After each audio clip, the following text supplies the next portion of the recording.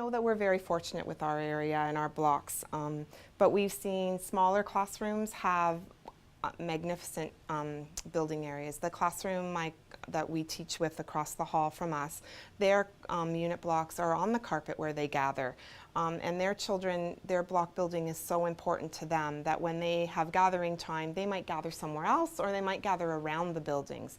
I walked in there one day and they had the whole Toronto skyline built. They had the dome and the Parliament buildings, and they had a skyline up on the smartboard that they were copying and making all the pieces of, and it took up the whole center of their classroom.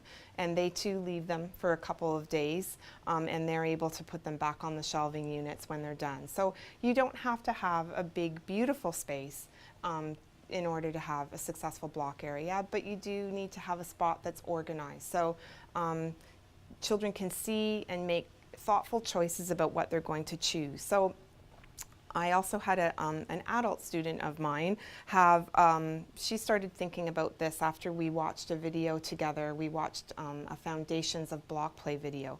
It's a very old video, but it's a wealth of information about blocks. And this classroom in the video is actually almost all blocks, and the learning that happens with the children there. And it really inspired herself and myself to see, well, what's going on? And we looked at our blocks that were in tubs and realized that the children they were digging for things. They couldn't make a plan because they couldn't see what was offered to them to be able to build with. So just by simply taking them out of those buckets and arranging them some way that the children can see them, it doesn't have to be on a beautiful big shelf like this, but just having an area with shelving so that they can see them displayed in a thoughtful way will, I think, help the building happen at the blocks.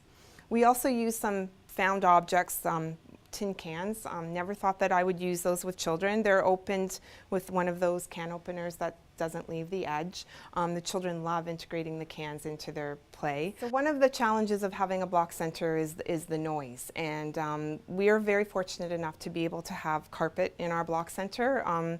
These are carpets that we just picked up, and we're able to do that, but that's one of the most important parts, is if there's this area in your classroom that's carpeted, that helps the children. It alleviates the noise for both the educators and the children in the classroom.